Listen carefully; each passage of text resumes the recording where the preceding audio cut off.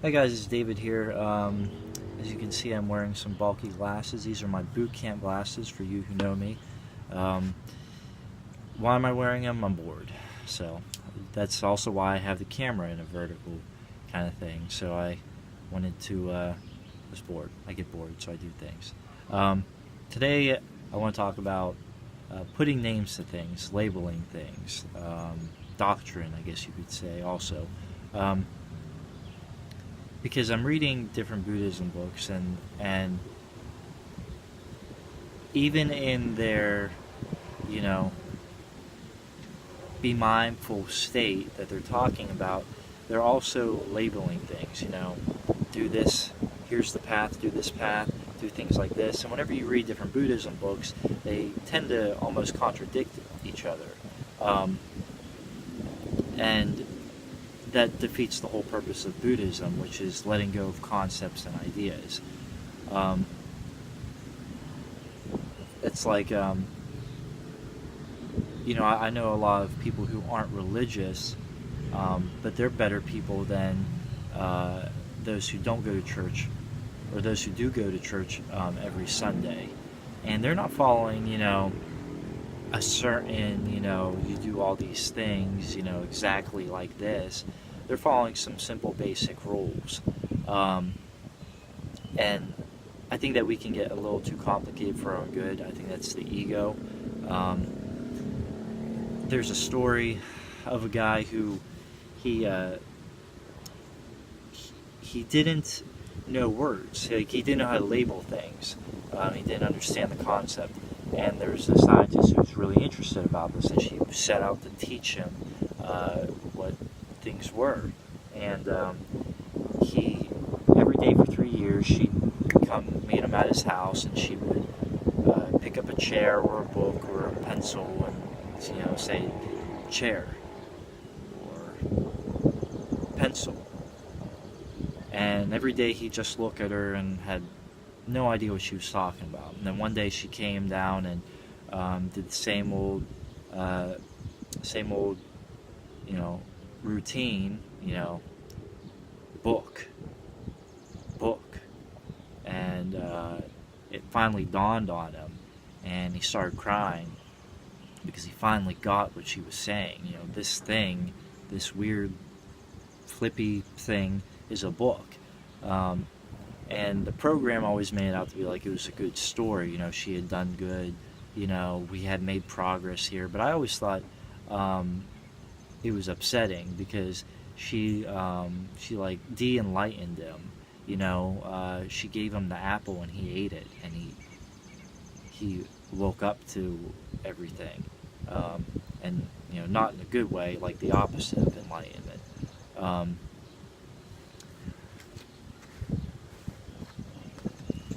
So many times we think that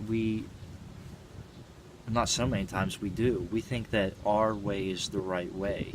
But like John Lennon said, all you need is love. They say, what is truth? I believe that truth is love. And love is truth, But whenever you make it so that it's my way or the highway, then you make it complicated, and you start wars, and people start beating each other up and throwing profanity at each other and all that stuff. There was a Zen master who told his students, if you see the Buddha, kill him. Very dramatic thing to say. What was he saying? He was saying, if you get to a point where you think that you know the Buddha, you don't know the Buddha. That's a bad place to be in. You don't want to be in a place where you think that you know everything. You don't want to be in a place where you think that you have all the answers, because that leads to a state of stagnation. Just like all the scientists, all the great scientists of the world throughout history have always had to, shake people out of this dream state. Hey guys, the earth doesn't, or the sun doesn't revolve around the earth. The The Earth is not the center of the universe. The Earth is not flat, actually. It's actually round. Um, and they'd always have to, like, you know, dig themselves out of this hole first. First they'd have to take away this obstruction, which is this false knowledge, and then they'd have to instill the new knowledge. And a lot of times they were persecuted and thrown in jail. And that comes from, this idea that we know everything. We know how things are. This is how you do it. And even Buddhism, and the reason why I made this video, whether or not they realize that they also label things. Buddhism is a labeling of things. I do these practices, I follow these things, and I learn them from this thing called Buddhism. But I don't label myself a Buddhist. I don't label myself a certain religion, because the moment that you do that, you jump in a party. It's like the Democratic or Republican Party. You jump on the bandwagon. Maybe you call yourself a Buddhist to make yourself feel special and part of a group. Maybe you do it to oppose your family, who you grew up as a Muslim or whatever, just to be cool, just to be different.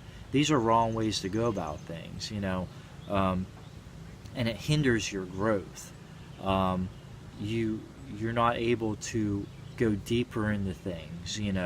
I thought that I knew what Buddhism was 5 years ago, but today it's something totally different. Just like today, I think that, excuse me, fly. I think that I know what Buddhism is. I think I got a pretty good grasp on what's going on, but that's dangerous. You can't do that. If you want to go deeper into your, not necessarily your faith, because that sounds like a bandwagon thing. If you want to go deeper into being a better spiritual person and just a better person in general, you have to let go of this idea that you've made it. You've hit the finish line, because my ego, like, I'll think, like I just said, okay, I've got a pretty good grasp on this. But when I zoom out of my life, I'm like, okay, well, I'm still getting angry. I'm still yelling at people. I'm still having these depressive episodes. So maybe I don't. You know what I mean? And you got to let go of those concepts. You have to let go of this idea that you know everything, because you don't. Just like that guy who, was reverse engineered from, his state of enlightenment. The woman, I think, did him dirty. I mean, personally. But they say, this kind of goes into two different things. I'm at 8 minutes, so I'm going to wrap this up. But they say that animals on the totem pole of enlightenment things are at the bottom of the totem pole.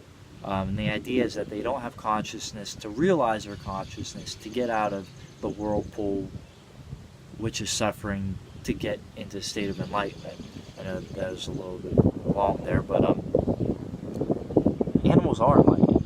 A deer does what a deer does. A bear does what a bear does. A bird does what a bird does. They're not killing themselves in the name of their God or something. They just are. You know what I mean? They're born and then they die. You know what I mean? They're part of the earth and then they go back to the earth and then they do it all over again. You know what I mean? They are enlightened. When you start getting into the abstract things of Buddhism, like demigods and like I don't fall into that stuff at all. That's that all I'm trying to do is be a good person and to be a spiritual person. I'm not trying to jump on these religious bandwagons and stuff. But in the movie Cloud Atlas, which is a great movie, by the way. If you've never seen it, please go see it. The book is very complicated. I only read it because I was on deployment and I was forced to read it. I still don't know how I got through the book. Some people like the movie, some people don't. Anyways, I love it. It's got Tom Hanks in it, and Holly Berry. But there's a character named Somni 451, and she's being interrogated by the thought police. And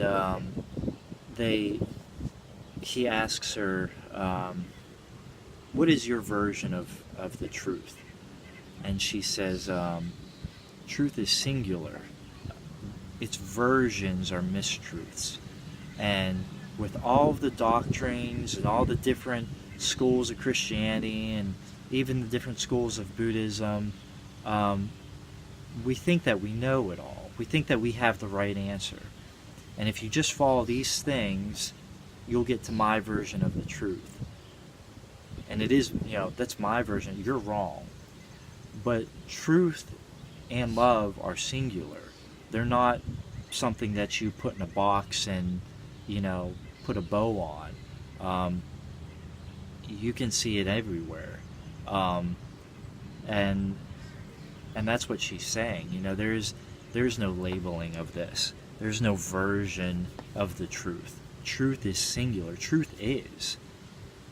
Truth is. Love is. And I think that says everything. But I'm past my 10-minute mark. I watch Indian films, which I like very much, and I love the whole putting the hands together and thanking. So thank you for watching this video, and hopefully you will watch the next one. Have a great day, and I will see you next time. Bye-bye.